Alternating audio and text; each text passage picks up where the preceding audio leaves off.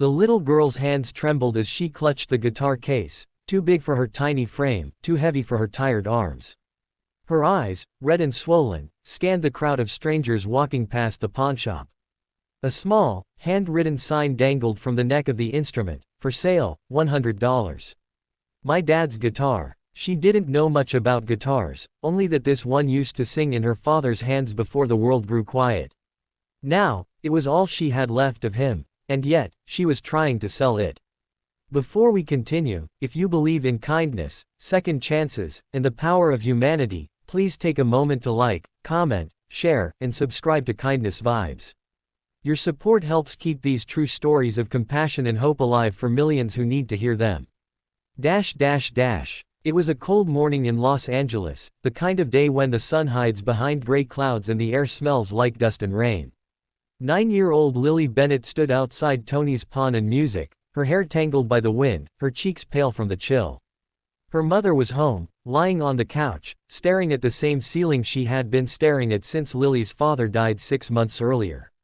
There was no money for rent, no food in the fridge, and the electricity bill sat unpaid on the kitchen counter. Lily had overheard her mother whispering to the landlord through tears the night before, "Please, just give us one more week." That's when Lily made up her mind. Her father, Danny Bennett, had been a local musician, not famous but beloved in their small community. He played gigs at bars, parks, and weddings. He used to tell Lily, "Music isn't about being known, it's about being felt." And she felt it. Every night he strummed that sunburst Gibson guitar and sang lullabies about dreams and angels. When he died suddenly from a heart attack, that guitar became her comfort. His scent still lingered in the wood, his fingerprints still faintly marked the fretboard. But desperate times make even sacred things seem negotiable. Lily figured $100 was enough to buy groceries and maybe pay part of the rent. So, she cleaned the guitar, taped the sign on it, and walked 3 blocks to the pawnshop. Every adult she approached glanced at her, some pitying, some dismissive, others too hurried to care. She whispered her offer, her voice barely louder than the traffic, "Would you like to buy my dad's guitar? It's $100. Inside the pawnshop, Tony, the owner, looked at her with raised eyebrows.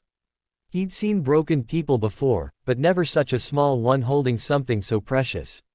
When he asked why she was selling it, she said simply, "Because mommy cries when she looks at it." Tony's throat tightened. He offered her $50, but she shook her head politely and said her father's guitar was worth at least $100. He smiled sadly and told her to wait a while, maybe someone would come along who'd pay that much. Hours passed. The clouds shifted. People came and went. No one stopped. Lily sat on the curb outside, hugging the guitar case, her eyes growing heavy with exhaustion and hunger. She didn't notice the black SUV that pulled up at the corner, nor the man who stepped out wearing dark sunglasses, a leather jacket, and an aura that made people turn their heads even if they didn't know who he was. That man was Ozzy Osbourne. He had been in the area to visit a friend's music store, taking a quiet drive to clear his mind. Fame, fortune, and legacy didn't shield him from life's quiet sadnesses. He knew loss, he knew pain, and when he saw the little girl sitting alone with that guitar, something stirred inside him. He walked toward her, his eyes soft beneath his glasses. He asked her gently what she was doing out there.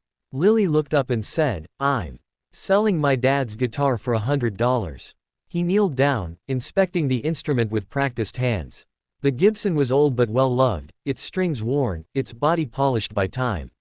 "This was your dad's?" he asked. She nodded. "Why sell it?" Her answer cut through the noise of the street. "Because I need to help mommy." Ozzy Osbourne, a man who had seen thousands of guitars, played for millions, and owned more instruments than he could ever count, suddenly felt something far beyond music. It was humanity. He stood up, took off his glasses, and asked for her name. Then, after a pause that seemed to stretch through the silence of the city, he said softly, "How about I buy it for $10,000? Lily's eyes widened in disbelief. "10,000, she whispered, as if she misheard. Ozzy smiled. "Yeah, I think your dad would want his guitar in good hands." But what he didn't tell her was that he had no intention of keeping it. He handed her the check, signed it with a trembling hand, and told her to take it straight to her mother. Then he gently lifted the guitar, promised to take good care of it, and walked back to his car. That evening, when Lily returned home with the check, her mother broke down completely. She hugged her daughter so tight it hurt, both crying in each other's arms, their grief finally releasing after months of silence.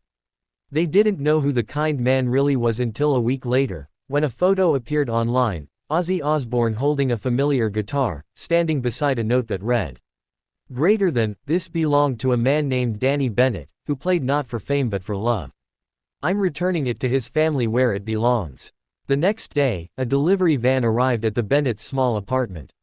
Inside was the guitar, polished, repaired, and restored to perfection, along with a note and a brand new acoustic guitar for Lily. The note read, "Greater than, keep his music alive, kid. The world needs it. Love, Ozzy." Tears streamed down her mother's face as she held the letter, while Lily ran her fingers along the strings, strumming a gentle chord. The sound filled the room like sunlight after a storm. It wasn't just music, it was healing. In the following months, Lily began learning to play from online lessons, and every note she played felt like a message to her father, a promise that his music wouldn't die. Her mother found part-time work at a bookstore, and together they started to rebuild their lives, piece by piece. Ozzy never sought attention for what he did. But one night during an interview, when asked about the kindest thing he had done, he smiled faintly and said, "Kindness doesn't need a stage.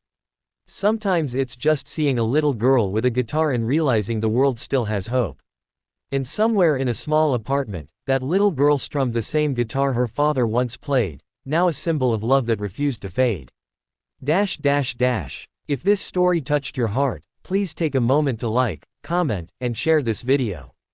Don't forget to subscribe to Kindness Vibes, because the world can never have too many stories about compassion, humanity, and the quiet power of good people.